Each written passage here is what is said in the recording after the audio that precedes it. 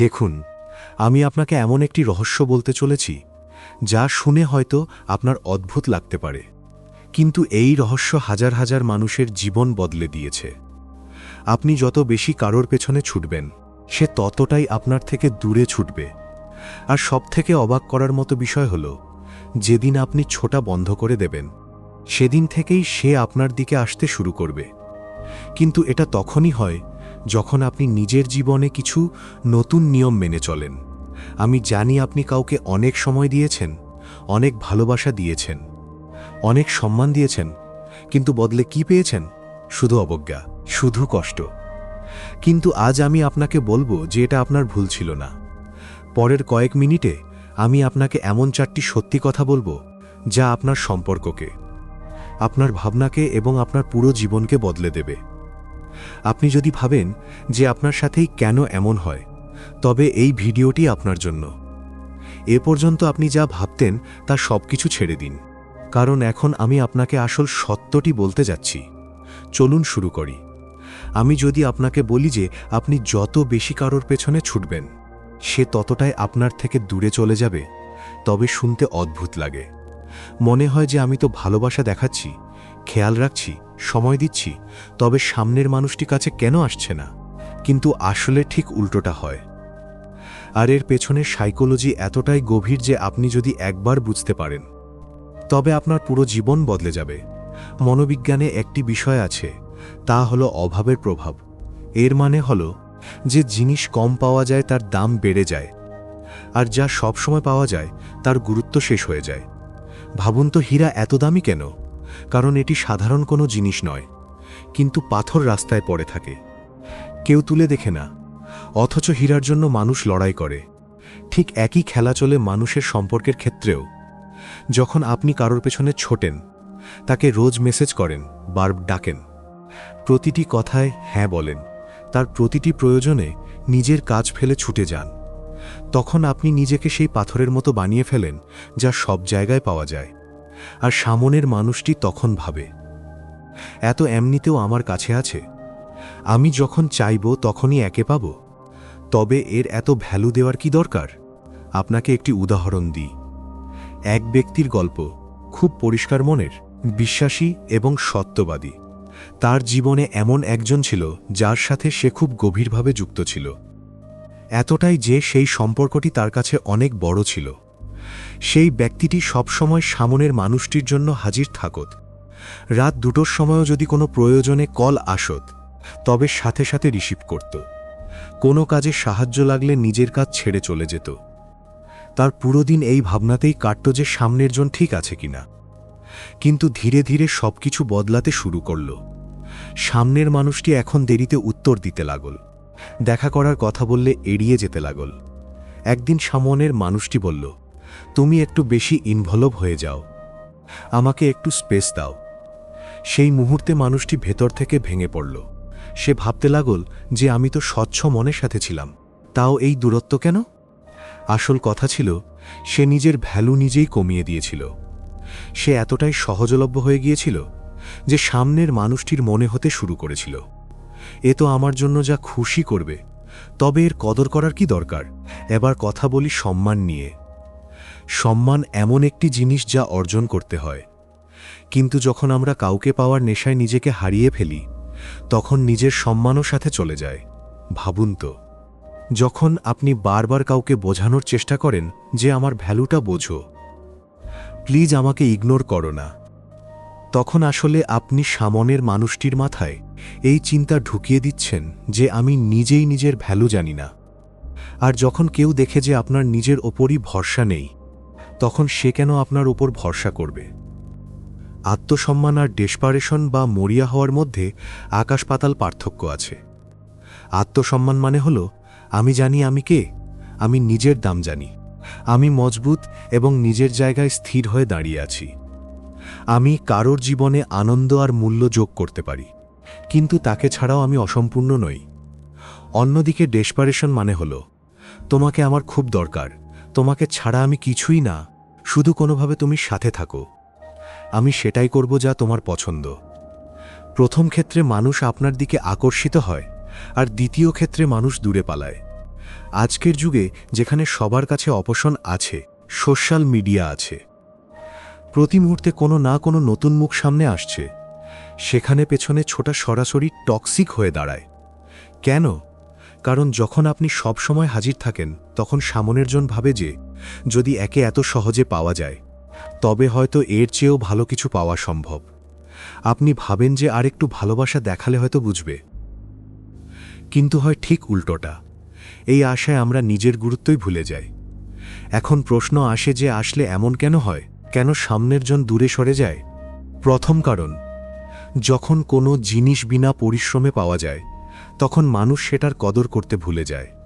দ্বিতীয় কারণ, যখন আপনি প্রতিটি কথায় চুপ হন, তখন সামনের জন ভাবে যে এর কি নিজের কোনো অস্তিত্ব নেই, আর তখনই সম্মান শেষ হয়ে যায়। তাহলে সমাধান কি? এর মানে কি এই যে ভালোবাসা দেখাবেন না, খেয়াল রাখবেন না? না, একদমই না। আসল কথা হলো নিজের ভ্যালু বুঝুন। কাউকে ভালোবাসুন, সম্মান দিন, সময় দিন, কিন্তু নিজেকে ভুলে গিয়ে নয়। আপনার আনন্দ, আপনার স্বপ্ন, আপনার জীবন, এসবও ঠিক ততটাই জরুরি। যখন আপনি নিজের জীবনে ব্যস্ত থাকবেন, হাসি খুশি থাকবেন, নিজের লক্ষ্যের পেছনে ছুটবেন, মেহনতও করবেন, তখন মানুষ নিজে থেকেই আপনার দিকে আকর্ষিত হবে। কারণ তখন আপনার মধ্যে একটি আলাদা শক্তি কাজ করে, একটি আত্মবিশ্বাস কাজ করে। যে মানুষ নিজের জীবনে মজবুত থাকে, তার পেছনে দুনিয়া ছোটে। আর যে শুধু দুনিয়ার পেছনে ছোটে, সে সবসময় পেছনেই পড়ে থাকে। তাই আজ থেকে নিজের কাছে একটি ওয়াদা করুন যে আপনি নিজের দাম জানবেন, কারোর পেছনে ছুটবেন না, বরং নিজের পথে চলবেন। যে আপনার কদর করবে সে আপনার সাথে চলবে, যে করবে না তাকে যেতে দিন। আপনার সম্মান, আপনার শান্তি, আপনার আনন্দ যে কোনো সম্পর্কের চেয়ে বড়। মনে রাখবেন, হীরা কারোর পেছনে ছোটে না, মানুষ নিজেই হীরার দিকে আসে। কিন্তু গল্প এখানেই শেষ নয়, আসল কথা তো পরের অংশে। এটা তো শুধু শুরু ছিল। এবার বুঝুন সেই আসল মাইন্ডসেট যা সবকিছু বদলে দেয়। এবার বুঝুন আকর্ষণের আসল খেলা। দেখুন, এটা সেই রহস্য যা যারা বোঝে তারা সব সময় জেতে, আর যারা বোঝে না তারা সারা জীবন ভাবতে থাকে যে ভুলটা কোথায় হলো। তো শুনুন, আকর্ষণের খেলা আগ্রহ দেখানোর মধ্যে আছে, উন্মাদনায় নয়। মানে হলো আপনি কারোর প্রতি আকর্ষিত হতে পারেন, তার প্রতি আগ্রহ দেখাতে পারেন, কিন্তু যে মুহূর্তে আপনি তাকে পাওয়ার জন্য সবকিছু ভুলে লেগে পড়েন, সব সময় হাজির থাকেন, নিজের পুরো দুনিয়া তাকে বানিয়ে ফেলেন, ঠিক সেই মুহূর্তেই আকর্ষণ কমতে শুরু করে। আর এটা আমি এমনি বলছি না, এর পেছনে সাইকোলজি আছে। সুস্থ আকর্ষণ হলো যখন আপনি কাউকে পছন্দ করেন, তার সাথে সময় কাটাতে চান, তার কথা শুনতে ভালো লাগে, কিন্তু আপনার নিজের জীবনও চলতে থাকে। আপনার নিজস্ব বন্ধু আছে, নিজের কাজ আছে, নিজস্ব স্বপ্ন আছে। সেই মানুষটি আপনার জীবনের একটি সুন্দর অংশ, কিন্তু সেই পুরো জীবন নয়। কিন্তু যখন আপনি কাউকে ছাড়া নিজেকে অসম্পূর্ণ মনে করতে শুরু করেন, যখন আপনার প্রতিটি সিদ্ধান্ত, প্রতিটি ভাবনা সেই মানুষটিকে কেন্দ্র করে ঘুরতে থাকে, যখন আপনি আপনার আনন্দের চাবিকাঠি তার হাতে তুলে দেন, তখনই আকর্ষণ শেষ হতে শুরু করে। এখন আপনি জিজ্ঞেস করতে পারেন, আরে যদি আমার কাউকে পছন্দ হয় তবে আমি পুরোপুরি আগ্রহ কেন দেখাবো না? দেখুন, যখন আপনি সবসময় অ্যাভেইলেবল বা সহজলভ্য হয়ে যান, সকালে উঠেই মেসেজ, রাতে ঘুমানোর আগে মেসেজ, মাঝখানেও বারবার জিজ্ঞেস করা কি করছো, তখন সামনের জনের মাথায় কি চলে? সে ভাবে যে আরে এ তো ফ্রি আছে, এর কি আর কোনো কাজ নেই, কোনো বন্ধু নেই, নিজের কোনো জীবন নেই। আর ধীরে ধীরে সেই সম্মান কমতে থাকে। সে ভাবে যা এত সহজে পাওয়া যায় তার দামই বা কি। মনে রাখবেন যে জিনিস যত দুর্লভ তা তত দামি। জল সব জায়গায় আছে, তাই কেউ তার গুরুত্ব বোঝে না, কিন্তু মরুভূমিতে এক ফোঁটা জলের দাম সবাই বুঝতে পারে। ঠিক তেমনই যখন আপনি সব সময় হাজির থাকেন, তখন আপনার ভ্যালু কমতে থাকে। কিন্তু যখন আপনি নিজের জীবনে ব্যস্ত থাকেন, নিজের কাজে মগ্ন থাকেন, আর মাঝে মাঝে সেই মানুষটিকে সময় দেন, তখন আপনার প্রতিটি দেখা হওয়া, প্রতিটি কথাবার্তা বিশেষ হয়ে ওঠে। এবার একটু সাইকোলজির কথা বলি। আমাদের মস্তিষ্ক কিভাবে তৈরি? আমাদের মস্তিষ্ক সেই জিনিসগুলোকে বেশি ভ্যালু দেয় যা পেতে মেহনত করতে হয়। একে বলে পরিশ্রমের গুরুত্ব। যত মেহনত করে কোনো জিনিস পাওয়া যায়, ততই আমরা সেটাকে আগলে রাখি। ভাবুন তো, যদি আপনাকে ফ্রিতে কোনো জিনিস দেওয়া হয় আর অন্য একটি জিনিসের জন্য আপনাকে মাসখানেক মেহনত করতে হয়, তবে কোনটির কদর আপনি বেশি করবেন? যার জন্য মেহনত করেছেন, তাই তো? মানুষের সম্পর্কের ক্ষেত্রেও এটাই হয়। যখন আপনি এত সহজে ধরা দেন, তখন সামনের জনের মনে হয় যে এ তো এমনিতেও আছে, আমি যখন খুশি ডাকব। কিন্তু যখন আপনি নিজের জীবনে ব্যস্ত থাকেন, যখন সামনের জনের আপনার সময় পাওয়ার জন্য একটু অপেক্ষা করতে হয়, তখন সেভাবে এই মানুষটি ইম্পর্টেন্ট, এর নিজস্ব জগৎ আছে, আমার একে কদর করা উচিত। সবথেকে বড় কথা, অনেকে এই ভুল করে যে তারা নিজেকে একটি অপশন বা বিকল্প বানিয়ে ফেলে। মানে সামনের জনের কাছে 10টি বিকল্প আছে আর আপনিও তাদের মধ্যে একজন হয়ে যান। এটা কিভাবে হয়? যখন আপনি প্রতিটি কথায় হ্যাঁ বলেন, যখন সামনের জন বলে দেখা করতে হবে আর আপনি নিজের সব কাজ ফেলে ছুটে যান, যখন সে 2 দিন গায়েব থাকে আর ফিরে আসলে আপনি সেই একই উৎসাহ নিয়ে দেখা করেন যেন কিছুই হয়নি, তখন আপনি একটি অপশন হয়ে যান, এমন একটি অপশন যা সব সময় তৈরি। কিন্তু যখন আপনি নিজের দাম দেখান, যখন আপনি নিজের নীতিতে অটল থাকেন, যখন আপনি নিজের সময় সঠিক জায়গায় ব্যয় করেন, যখন আপনার নিজস্ব পরিচয় থাকে, তখন আপনি আর অপশন থাকেন না, তখন আপনি একটি প্রয়োজন হয়ে ওঠেন, একটি আকর্ষণ হয়ে ওঠেন। আর বিশ্বাস করুন, মানুষ অপশনকে ভুলে যায়, কিন্তু যা দামি তা সব সময় মনে রাখে। আমি আপনাকে একটি গল্প বলি। পার্সন বি কে পছন্দ করত, খুব পছন্দ করত, কিন্তু পার্সন একটি কথা বুঝে নিয়েছিল, বেশি ছোটাছুটি বন্ধ করো। তাই পার্সন কি করল? সে নিজের জীবনের ওপর মনোযোগ দিল, নিজের কাজে ফোকাস করল, বন্ধুদের সাথে সময় কাটাল, জিম যাওয়া শুরু করল, বই পড়া, নতুন কিছু শেখা, এই সব কিছুতে নিজেকে ব্যস্ত রাখল।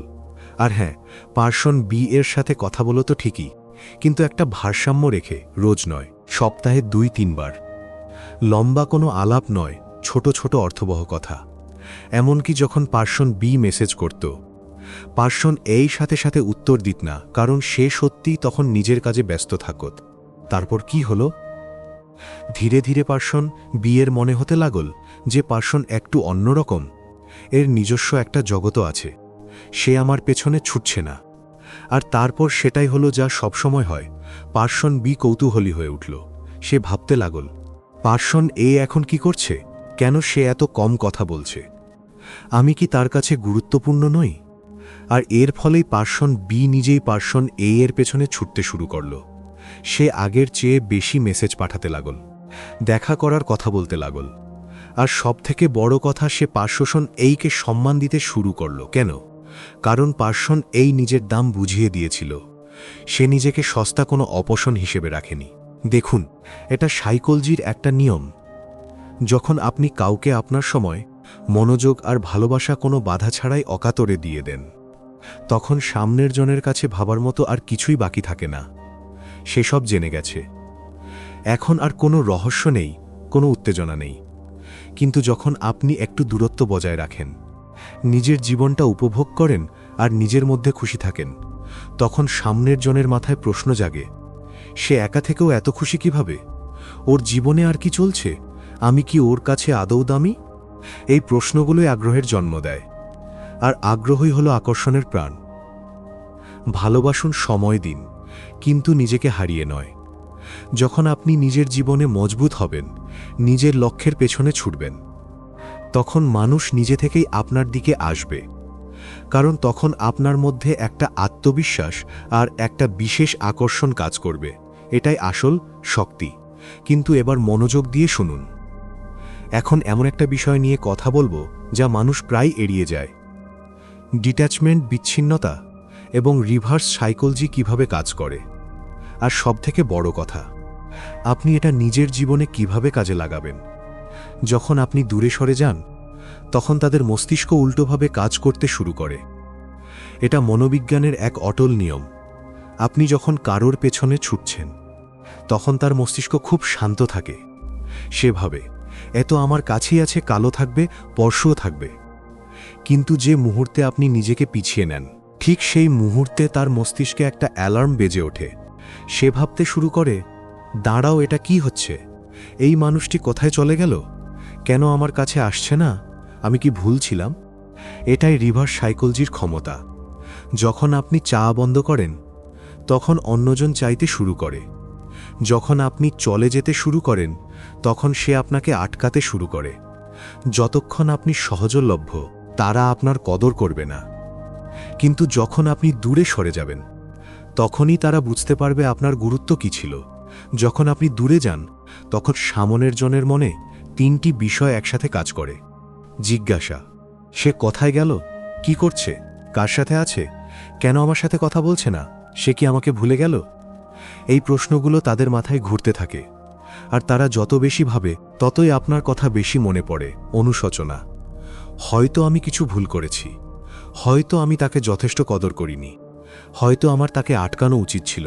আকর্ষণ, আপনি যখন দূরে থাকেন, তখন আপনার ভালো স্মৃতিগুলো তাদের মনে কষ্টের কারণ হয়ে দাঁড়ায়। তারা তখন শুধু ভালো মুহূর্তগুলো মনে করে আর ভাবে, হয়তো আমি একটা ভালো মানুষকে হারিয়ে ফেললাম। আর এভাবেই সে নিজে থেকেই আপনার দিকে ফিরে আসে। কম চান, বেশি পান, এটাই নিয়ম। আপনি কোনো জিনিসের পেছনে যত ছুটবেন, সেটি আপনার থেকে ততটাই দূরে পালাবে। আপনি সেটি যত কম চাইবেন, সেটি তত আপনার কাছে আসবে। আমি এটা বারবার দেখেছি। মানুষ যখন খুব ডেসপারেট বা মরিয়া হয়ে ওঠে যে আমার এটা চাইই চাই, তখন সে কিছুই পায় না। কিন্তু যখন সে বলে আমার কিছু চাই না, আমি নিজের মতো খুশি আছি, তখন সব কিছু তার কাছে আসতে শুরু করে। এটা শুধু সম্পর্কের ক্ষেত্রে নয়, চাকরি, টাকা, সাফল্য সব ক্ষেত্রে সত্য। কিন্তু সম্পর্কে যখন আপনি কাউকে কম গুরুত্ব দেন, তখন আপনার মধ্যে একটা আলাদা শক্তি তৈরি হয়। আপনাকে আত্মবিশ্বাসী, স্বাধীন আর শক্তিশালী দেখায়। আর মানুষ এমনই মানুষের দিকে আকর্ষিত হয়। মনে রাখবেন, আত্মসম্মান মানে কিন্তু অহংকার নয়। কিছু মানুষ ভাবে যে আমি তার সাথে কথা বলবো না, ইগো দেখাব। না, এটা ভুল। আত্মসম্মান মানে হলো নিজের মনে এই বিশ্বাস রাখা যে আমি আমার নিজের দাম জানি। যদি কেউ আমার মূল্য না বোঝে, তবে আমি সেখানে আমার শক্তি নষ্ট করব না। এখন হয়তো আপনার শুনতে ভালো লাগছে, কিন্তু ভাবছেন করবেন কিভাবে? চলুন সহজ কিছু ধাপ বলি।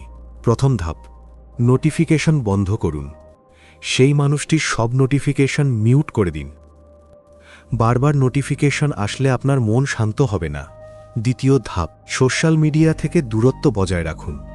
তার প্রোফাইল বা স্টোরি দেখবেন না। আর আপনি যদি কিছু পোস্ট করেন, সেটা তার জন্য নয়, নিজের জন্য করুন। আপনার আনন্দ, আপনার জীবন দেখান। তৃতীয় ধাপ, নিজের আবেগের ওপর নিয়ন্ত্রণ রাখুন। চতুর্থ ধাপ, নিজের জীবনে ব্যস্ত হয়ে যান। এটা সবথেকে জরুরি। জিম যান, বই পড়ুন, নতুন কিছু শিখুন বা বন্ধুদের সাথে সময় কাটান। যত ব্যস্ত থাকবেন, সেই মানুষটিকে নিয়ে তত কম ভাববেন। পঞ্চম ধাপ, নিজেকে ভালোবাসুন। রোজ সকালে আয়নায় তাকিয়ে নিজেকে বলুন, আমি একাই যথেষ্ট। খুশি থাকার জন্য আমার অন্য কারোর প্রয়োজন নেই। যখন আপনি এমনটা করবেন, তখন দুটি জিনিসের একটি হবে।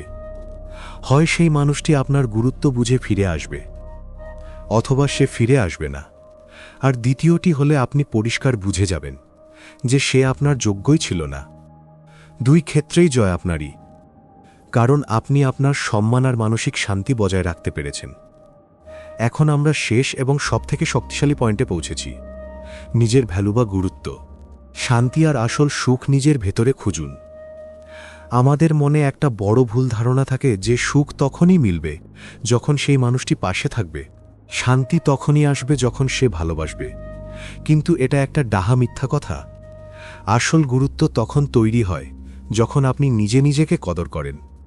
শান্তি তখন আসে যখন আপনি কারোর আশা বা যাওয়ার ভয় পাওয়া বন্ধ করে দেন। যতক্ষণ আপনি কারোর পেছনে ছুটছেন, ততক্ষণ আপনি পরাধীন। আপনার পুরো দিনটা এই বিষয়ের উপর নির্ভর করে থাকে যে সে মেসেজ করল কিনা। এটা একটা কারাগার, আর এই কারাগারে আপনাকে দুর্বল দেখায়। কিন্তু যখন আপনি ভেতর থেকে স্বাধীন হয়ে যান, যখন আপনি বলেন আমার কিছু চাই না, আমি নিজের মধ্যেই সম্পূর্ণ, তখন আপনার পুরো ব্যক্তিত্ব বদলে যায়। স্বাধীন মানুষের মধ্যে এক ধরনের চৌম্বকীয় আকর্ষণ থাকে। মনে রাখবেন, সস্তা জিনিসের কেউ যত্ন নেয় না, কিন্তু দামি জিনিস মানুষ খুব আগলে রাখে।